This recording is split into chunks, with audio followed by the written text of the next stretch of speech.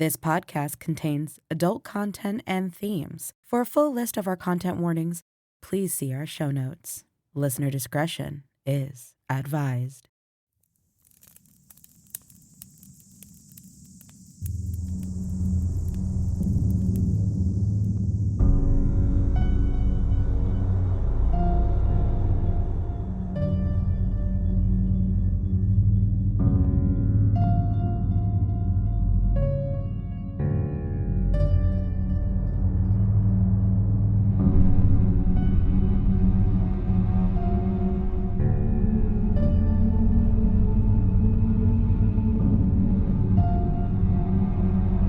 Welcome, my dear travelers, to the Morbid Forest.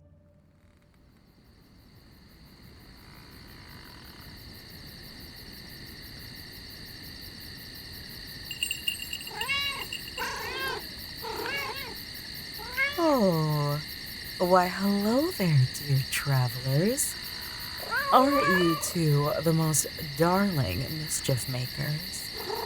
Oh, if Larry wasn't such a jealous bag of bones, I'd keep you for myself. But it's not meant to be. Now, come along, you two. Let's find your owner, shall we? He's bald. Well, some men are unfortunate that way. And how would he describe you? What an odd trio. But I suppose there are worse things to be called than bald, bitter, and spit.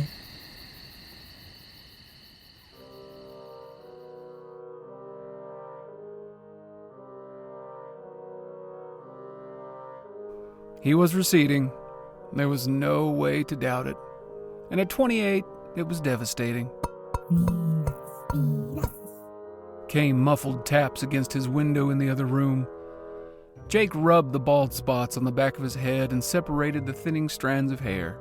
I think it's gotten bigger. He'd taken a picture once, but was too scared to look at it. Somehow, the photo would make it more real. He walked into the kitchen and opened the window. Ugh. I haven't got anything for you, he said, feeling the winter air snip at his face. About time. A two-headed, ginger and white, seven-eyed cat announced as it jumped past him. The bells on its shared collar jingled as the creature stretched in the middle of his small Oxford flat. Jake slammed the window shut, shivering as a chill crawled over him. We know you do, the left head said. Don't lie to us, Baldy. The right one finished. Don't be mean, Bitter. Spit, the left head, replied. Well, Spit, he needs to learn some manners. Oh, really? Jake muttered, fastening a cap over his head. Yes, really? Bitter snapped as the cat leapt onto the counter. Jake studied the right side of its grotesque face, scarred and puffy as if it had been in a fight that morning. One of Bitter's eyes was milky white, and his lip curled in a permanent sneer. Spit, however, had a face that would even call cute apart from the extra eyes. The face was mostly white, but the ears were a dark orange. Get us salmon, Bitter demanded. I do have something for you. The cat watched as Jake opened a cupboard. Its 7 differently colored eyes, white, red, yellow, orange, green, and the largest one in the middle, a cobalt blue, following his every move. The massive central eye, sitting at the split in their neck, always made Jake feel sick. He pulled out a pink spray bottle. Oh, shit. Spit murmured, ducking his head before Bitter caught on. Piss off, Jake said in a bored tone, spraying the creature. The cat hissed, darting onto the lounge and sinking its claws into the curtains. Ignoring the shredding sounds, Jake grabbed a bottle of milk from the fridge, poured himself a glass, and slumped into a chair. He looked around the room and wondered why he put decorations up. No one was going to see it apart from him. A small, bristled tree he had found cheap outside Tesco, and an inexpensive string of lights that random bulbs would fail on. He found a couple of snow globes under his bed, and he didn't bother to dust them. He placed them on a high shelf. Tuna? Spit asked politely as Bitter continued to tear into the fabric. Jake sighed, flicking through Netflix as the creature settled on the table in front of the television, its many eyes blinking randomly. What? Jake asked, both heads tilted in unison. We can help you, you know. Spit said. With what? The empty spot. Spit replied softly. The lady repellent. Bitter added, his mouth full of curtain threads. Jake laughed bitterly, taking another swig of milk. Yeah, you're gonna give me the money to go private? Or cover my flight to Turkey? No. Magic. Spit said, patting closer. Magic is dead. Sure. You hear that, Spit? We're dead. A useless two-headed freak isn't magic. Jake said with a smirk. No, Baldy. But we're made of it. And it's not about us anyway. We know where we can get a device that can harness magic. For a price, of course. A device? Jake's tone shifted slightly, curiosity sparking in him. Yeah. For a price. Spit said, cleaning himself. Yes, a price. What price? Don't do that on my table. Jake said, shooing the cat. Well, more of a deal, really. The creature said, sitting on the floor and looking up at Jake. When we come knocking, you feed us tuna or salmon. We aren't picky. None of the cheap stuff. Bitter interjected. And why would you want me to have it? Jake asked, leaning forward in his chair. Well, The head said in unison. we don't have thumbs. And you can work a tin opener. Right. Jake said flatly. They stared at each other in silence for a long moment. Well, yeah, sure. Deal. Shall we go? Jake said, slapping his legs as he stood up. Tuna first. Bitter demanded. Fine. Jake grumbled, heading to the fridge. I don't have a cat bowl. He muttered. We don't care. The creature replied in unison. Jake dug out an old bowl from the back of the cupboard and dumped wet tuna, undrained, into it. Before it even hit the floor, both heads were fighting for space, producing a cacophony of mumbles, moans, and meows. Water. Spit said, breathless. Jake filled another bowl and set it down. The cat drank greedily, its 7 eyes darting up at him between gulps. When both bowls were empty, Spit looked up at Jake. Martin. Is this a spell? Jake interrupted. No. It's a place. Jake pulled out his phone, fumbling to open the Notes app. Okay, go on. Martin Street, 1 a.m. Tonight. Tonight? Jake asked, typing. That's what I said, isn't it? Bitter snapped, tapping the empty bowl. When it became clear that there was no more food, he knocked the bowl over with a deliberate flick of his paw. Jake wrapped himself in his trench coat. You gonna do some flashing? Spit asked as the creature walked alongside him. What? Oh, the coat. No flies on you. The street was deserted save for a man using a packet of crisps as a pillow, sleeping outside a boarded-up shop. Through here. Spit said, darting in front of Jake.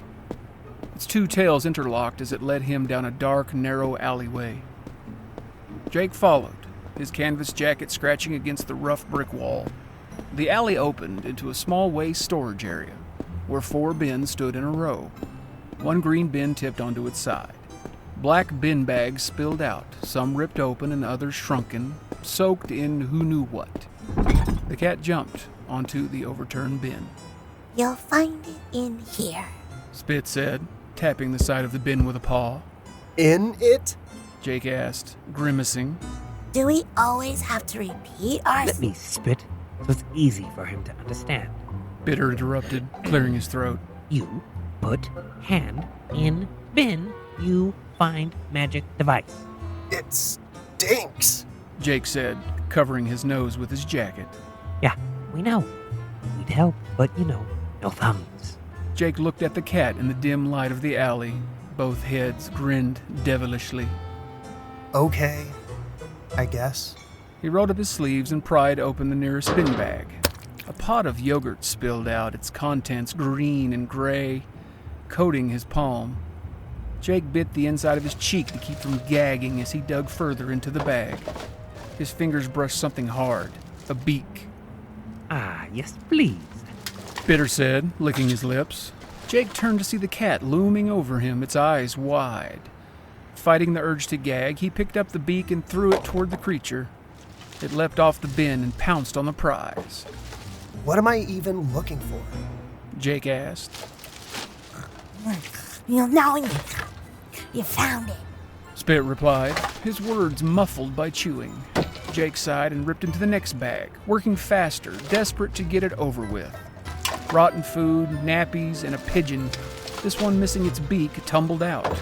He gagged, his hands sticky with filth. Finally, he grabbed the last bag, lifting it as a yellowish liquid dribbled out, reeking of beer and piss. Jake squeezed his eyes shut and tore the plastic. The bag exploded, drenching his shoes in the foul-smelling liquid. Yeah. Bitter said, jumping behind a bin to take cover. Where is it? Jake said, planting his hands on the sodden ground and shaking the mess off his fingers. Huh? Bitter tilted his head. Where is it? Jake repeated, his face burning with frustration. His fists clenched. Oh, I'm terribly sorry. Bitter said, feigning innocence. I meant this bin. Jake looked up to see the cat perched on top of a red bin, its tails flicking. If this is a trick, I swear I'll drown you in that piss. Jake said, pointing at his shoes. How dare you? Easy, Bitter. Spit interrupted. Yes, this one is correct. Jake stomped to the red bin. The cat jumped out of the way as he opened the lid and peered inside. Careful! The cat barked. Inside the bin was a yellow bag. Jake reached down, grabbed it, closed his eyes, and ripped it open. Bright pink confetti burst into the air, accompanied by the sound of trumpets and horns, as if a miniature orchestra of mice were giving a private performance. Out of the explosion of confetti floated a metal object. It hovered before Jake's eyes, spinning slowly. It looked like an old TV antenna, but thicker, with green and red barber pole stripes spiraling down its length. The device. Spit whispered in wonder. Jake held out his hand and the object floated gently into his palm. How does it work? Jake asked, his earlier frustration melting into excitement. He turned to the cat, suddenly happy to see it. We go home and try it. Spit replied. The creature took off running and, racked with endorphins, Jake ran too.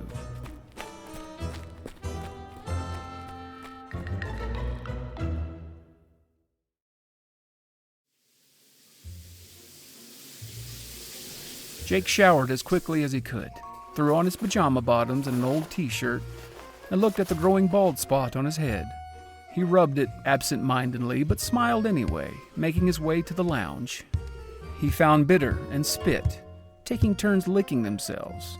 The device lay in front of them. What's the plan, fellas? Jake asked, clapping his hands together. Fellas, Spit's a girl. What? What do you even... It's fine, Bitter. Why don't we just focus on the device? Spit interjected calmly. Jake picked up the device, and immediately a red laser shot out, hitting the radio. Paradise City by Guns N' Roses erupted at full volume. Put it down! Bitter shouted. But before Jake could react, a silver bolt of light shot from the device, slicing through the kitchen cabinets. Tins of tuna rolled out, clattering to the floor. No! Put it down! Spit yelled. Jake hurriedly placed the device on the table and raised his hands in surrender. A loud banging came from the door. To that music, Eve. someone yelled from the hallway. Jake rushed to the radio, frantically twisting the volume knob, but he wouldn't budge. He jabbed at the power button. Nothing. Once something is magic, only magic can stop it. Spit shouted over the deafening music. Panicking, Jake picked up the device as if it might explode. Gently, idiot. Bitter snapped. Jake gritted his teeth, aimed, and gave the device a cautious shake. A pink stream of light shot out, missing the radio and hitting a snow globe. The globe toppled off a shelf and shattered on the floor. Jake froze as the shattered snow globe shimmered, and suddenly the tiny Christmas bear inside blinked and roared. It grew rapidly, rising to 12 feet tall on its hind legs, its head brushing the popcorn ceiling. The polar bear snarled, baring its teeth. Move, idiot. Bitter demanded. Jake dove to the side just as the bear swung a massive paw, narrowly missing his face. The device slipped from his hand, rolling under the sofa. Oh, shit. Jake muttered, his face draining of color as the bear turned and charged. It crashed into the TV, knocking it over. The sad little Christmas tree cracked in two as the bear trampled it, tangling itself in the string lights. The banging at the door grew louder, the thin walls rattling. What the hell is going on in there? The neighbor shouted. Meanwhile, Paradise City blared its guitar solo, filling the room with chaos. Jake scrambled behind the kitchen counter, but the bear followed, snarling. Help me! For Christ's sake! Jake shouted at Bitter and Spit, who were cowering atop the curtain rail. As Jake darted left, the bear mirrored his movement. When he feinted right, the bear followed again. Desperate, Jake pretended to lunge one way but bolted in the other direction, diving for the sofa. He reached blindly under it, his fingers brushing a coin, an old TV remote, a hair clip, and finally, the device. Before he could grab it, the bear headbutted the sofa. Jake was flung across the room, slamming into the wall. The device skidded out from under the sofa and across the carpet. Jake struggled to his feet, but his legs gave out beneath him. The bear growled, stalking toward him, its massive frame looming. The jingle of a bell caught its attention. Bitter and Spit appeared next to him and dangled the device from Spit's mouth. They dropped it in front of Jake. Aim it! Kill it! They shouted in unison, their faces panicked before scrambling back up the curtains. Jake rolled onto his back, gripping the device as the bear rose on its hind legs again. It roared and lunged, teeth bared, just as Jake squeezed his eyes shut and shook the device. Rain? Jake thought stupidly as he felt droplets hit his face. Then came more, heavy splats soaking him. He opened his eyes to find the polar bear sliced cleanly in half. Its massive body collapsed with a sickening thud, spilling warm insides and fluids across the floor. Blood sprayed everywhere, painting Jake and the entire flat in crimson. Bitter and Spit sat frozen, their 7 eyes wide, their faces speckled with blood. Jake stood, gripping the device in his shaking, blood-soaked hand. He aimed it at the radio and fired a blue stream. The radio didn't just turn off. It exploded into a smoldering, blackened fireball. The banging at the door grew more frantic. Jake slipped the device into his back pocket and cautiously opened the door, leaving the chain in place. His scrawny neighbor, barely 20 years old, stood there with bugged-out, sleep-deprived eyes. Could you keep it down? It's 2 in the morning, for Christ's sake. I'm trying to stream. The neighbor's eyes widened further as he took in Jake's blood-soaked face. Hello? Jake said, noticing for the first time how out of breath he was.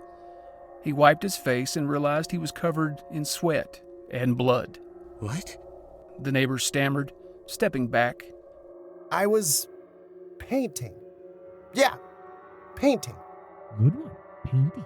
Bitter called from inside the flat. The neighbor tried to peer past him, but Jake shut the door slightly, his face squeezed through the gap. Yeah, look, I'm sorry. I'll try to keep it down while I paint. Are we allowed to paint our flats? The neighbor asked suspiciously. A silence hung between them. Sure, why not? Good night. Jake slammed the door and slid down it, staring at his wrecked flat. The Christmas tree lay snapped in two, its lights tangled around the bear's mangled corpse. Every inch of the beige floor was soaked with blood, as though 100 wine tasters had used it as a spittoon. Jake filled a wash bowl with water and threw it at the radio, causing the flames to dwindle. The polar bear's body sprawled across most of the room, a limp and grotesque sight. Right. I don't think that went very well. Spit muttered, jumping onto the overturned sofa. No, it didn't. Jake agreed. Looking down at himself, his pajamas were soaked through, no trace of their original pattern visible. He felt like he'd been dunked into a pool of gore. I think I'll just go to bed. He watched as the cat turned its two heads, all 7 eyes wide with horror. It muttered, almost in a whisper.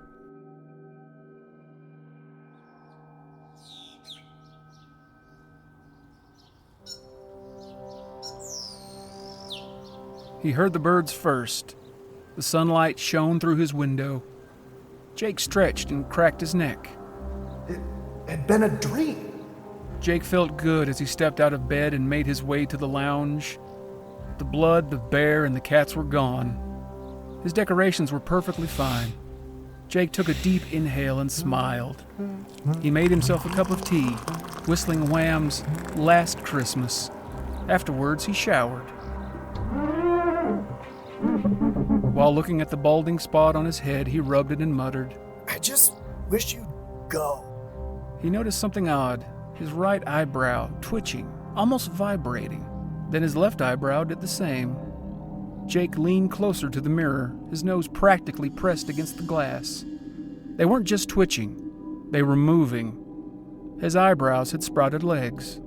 Caterpillars, Jake whispered, horrified as the tiny creatures moved across his face. He tried to grab them, but they wiggled out of his fingers. Suddenly, clumps of hair from his head began falling onto his shoulders. But instead of staying there, the hair clung to his neck and started moving upward. Jake watched in disbelief as his leg hair detached itself and began climbing his body like thousands of tiny worms. He tried to pull at it, but the strands were too thick and stuck as if glued to his skin. All the hair gathered into a mass on his face. He stared in terror as the clump wiggled and pulsed. Then, 2 small balls emerged from the mass and leapt into his nostrils. Before Jake could react, the entire clump jumped into his mouth. He began to choke, gasping for air as the hair wrapped around his tongue, pulling at his teeth like dental floss. He clawed at his throat, trying to scream, but the voice was muffled. Desperately, he stumbled backwards. Out of the corner of his eye, he saw wet clumps of hair creeping out of the shower drain toward him. Panicking, Jake darted out of the bathroom and into the lounge. He slipped and fell hard on the floor. The impact jolted him out of his nightmare. As he propped himself up on his elbow, he realized he had landed in a pool of blood. The polar bear's corpse was still there. The blood had dried in some areas, leaving darkened stains. Jake's breathing slowed as he reached up to touch his face. His eyebrows were back in place. His hair was still on his head. Tentatively, he pulled up his trouser leg. His leg hair was exactly where it belonged. Jake let out a sigh of relief and collapsed onto the floor. The back of his head squelched against the damp surface. As he shifted, he felt something hard beneath him. Reaching behind, he pulled out the device. His breath caught it as he held it carefully, as though it were made of glass. Looking around the room, Jake's gaze fell on the cat, sleeping atop the overturned, smashed television. Bitterness flared in his chest. He got to his feet, clutching the device. Jake stomped toward the sleeping cat and flicked the tip of Bitter's ear. The cat jolted awake, both heads blinking open, one eye at a time. What the? Whoa, easy, Baldy. Bitter muttered, staring at the device Jake was holding an inch from its face. I want a straight answer, Jake said, panting. or you'll end up like the bear or the radio. You wouldn't. Bitter yelped, trying to move. Jake thrust the device closer. Easy, Bald. Jake? One more word. Okay. What do you want? Spit asked, cowering. 3 things. Jake said, breathing hard. Clean the flat, make my hair grow back, and get out of my life forever. What ideal? Bitter began. Shut up, Bitter. Spit hissed. The cat flinched as Jake raised the device higher. You need to gather all of your cleaning supplies. Huh? To clean the flat, put your supplies in a pile. Jake lowered the device slightly, still eyeing the cat warily. He began rummaging through his cupboards, pulling out mops, brooms, bleach, a duster, sponges, marigold gloves, and a dustpan and brush. He laid them all on the counter. Now what? Let me see the device. Why? Jake narrowed his eyes. To clean the flat, just hand it over. Bitter snapped, baring its teeth. Jake held the device closer. You can look at it, but that's it. Spit squinted at the device. I see. You've had it set to chaos mode. What? Jake flipped the device over in his hand and saw 2 small lights. One labeled normal mode was dim, while chaos mode blazed green. You need to twist it to switch back to normal. Jake turned the dial. The device emitted a cheerful jingle, vibrating slightly before it stopped. The normal mode light now glowed softly. Now, aim at the cleaning supplies and repeat after me. Lautus? Louder? No, Lautus. Jake nodded, aimed the device, and said, Lautus. The supplies rattled, then sprang to life. The marigold gloves dove into drawers, pulling out utensils and brandishing a chef's knife. They set to work slicing the polar bear into manageable chunks. Bin bags and brooms converged, quickly sweeping up the remains. Mops and sponges attacked the bloodstains. Jake sat on the floor, watching in awe as the chaos subsided. The tree, though still looked worse for wear, was taped back together and standing upright. The walls were spotless, though the floors were still damp. Jake glanced over at the cat, which was struggling to open a dented can of tuna. He ignored it and turned his attention back to the room, watching the last of the mess being cleaned up. The sharp smell of bleach hung in the air, but Jake was just happy to see the work finished. When the final bin bag tied itself shut and lay limply on its side, unmoving, Jake exhaled a small sigh of relief. Could you help me with this? Spit asked, nudging the ring pull on the can. Nope. Jake replied, kicking the can away and narrowly missing the cat's head. Right. Jake said, clapping his hands as he stood. Now, how do I fix my hair? We're not helping you. Yes, you will. Jake replied, switching the device back to chaos mode. The jingle played and both heads flinched. Fine. Point the device at your head and repeat after me. Mili pasus mire incarcias. Jake raised the device and repeated the phrase. He felt a strange tugging sensation on his scalp. Moments later, thick, shiny brown hair erupted in every direction. Jake rushed to the bathroom mirror. His reflection greeted him with a lush head of hair, soft and full. He ran his fingers through it, grinning. Happy? Spit asked from behind him. Very. Jake said, still admiring himself. Now, for part 3. Get out of my house, and I never want to see you again. If I do, I'll kill you. As you wish. Spit said, nodding. You shall never see us again. We promise. Both heads said in unison. The cat blinked and bowed. Jake walked out of the lounge and opened the window. Never again. Both heads said. And Jake noticed Bitter's mouth shift from its permanent snarl to a warm smile. The cat jumped down from the windowsill and disappeared. Jake took the device in his hand and grinned before placing it on the top shelf of the now repaired cupboard. He sat down in his chair, twirling his hair around his finger as he stared out the window, watching a dusting of snow begin to fall. Bitter smiled, he thought.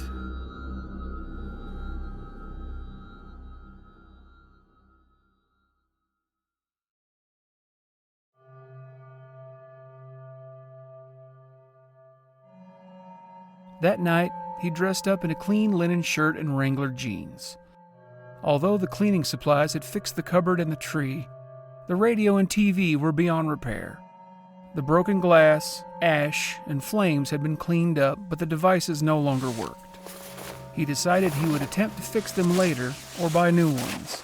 Tonight, however, was about taking his new hair out on the town. After spraying on some aftershave, Jake felt ready for the pub. He admired himself in the mirror, tossing his keys into the air and catching them with a smile. As he reached for the handle of his front door, his hand slipped, and he fell to his knees, bumping his head on the door. What the? He gasped, staring at his left hand. His fingers began to curl inward, dipping into the skin of his palm. One by one, they fell off. Jake clutched at his wrist, screaming, but lost his grip as the fingers on the other hand detached, rolling across the floor like cocktail sausages. He tried to pick them up, but both hands were now reduced to nubs. Desperately, he attempted to stand, but his back cracked sharply, and he collapsed, spread eagle onto the floor.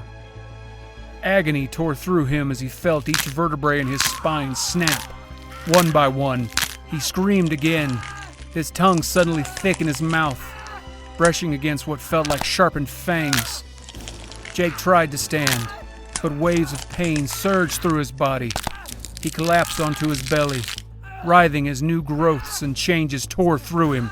Panting, he began dragging himself toward the bathroom, sliding across the floor like something being birthed from cattle. Reaching the sink, he tried to pull himself up but slipped, falling back onto the cold tiles. When he tried again, his ears slipped off his head, one slapping against the floor like a greasy strip of bacon, the other rolling around the sink like a coin dropped into a penny funnel, wiggling as it landed into the plug hole. A cold panic gripped him as his ear holes felt clogged, as though stuffed with handfuls of tissue, muffling every sound. Jake clawed his way upright, staring into the bathroom mirror. Horror filled him as he took in his reflection. Yellow and purple eyes stared back. His nose split in two, and his screams emerged muffled and distorted. A heart-shaped pink nose had formed in the center of his face. Two feline ears sprouted from his head, one brown and the other ginger. Golden fur began to grow across his pale skin, thickening with each passing second. Jake clawed at it, but the fur only spread faster. He tried to grip the sink again, but slipped, landing on all fours. This time, he caught himself on soft white paws. Looking behind him, he saw a thick orange tail swinging between his legs. Jake's clothes lay ripped in a messy pile beneath him. The device! The thought slammed into his mind with sudden clarity. The cats may have cursed me, but I can undo it. He fought to control his transforming body as his bones continued to crack and shift into a feline shape. He bolted toward the cupboard, knocking into the sofa on the way. He tried to stand upright, but his body refused to obey. The cupboard seemed to grow farther and farther away as he realized with dawning terror that he was shrinking. Leaping onto the counter, he caught a glimpse of his reflection in the polished kettle. He was no longer the man he had been moments ago. Fur covered his face, and his body was shrinking rapidly. Panic seized him as he leapt toward the cupboard, but the handle slipped from his grip. He landed on the floor, now fully on all fours. He turned to try again, but something on the floor caught his attention. A dented can of tuna lay nearby. The word device floated faintly in his mind, but its meaning has slipped away. The can seemed infinitely more important. He felt a rough tongue trail across his lips as his mouth watered. Without thinking, Jake pounced on the can and began wrestling with it, knocking it across the floor. Frustration mounted as he bit at it, his new fangs useless against the metal. Jake let out a loud, pitiful meow, his mind clouded with growing confusion and hunger. If only he had thumbs.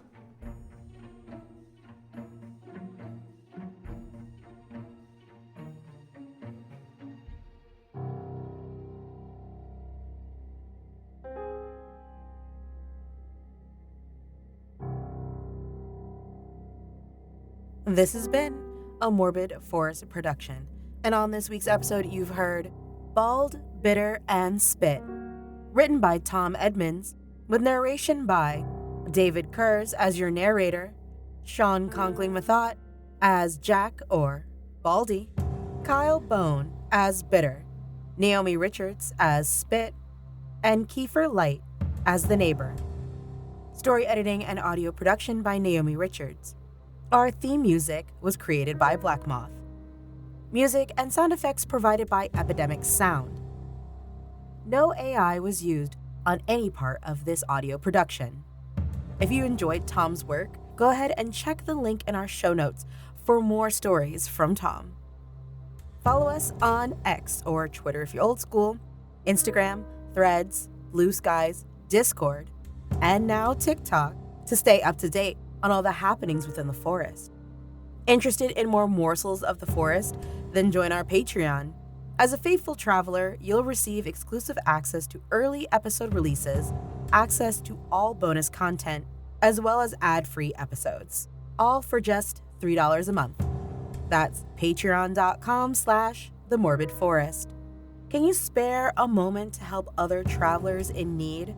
For just one review, you can help fellow travelers in desperate need of a horror podcast. Ratings and reviews are the best way to find lost travelers out there. So head to your favorite podcast platform today to assist a fellow traveler in finding their path to the Morbid Forest. And with that, we'll see you next time, travelers, on The Morbid Forest.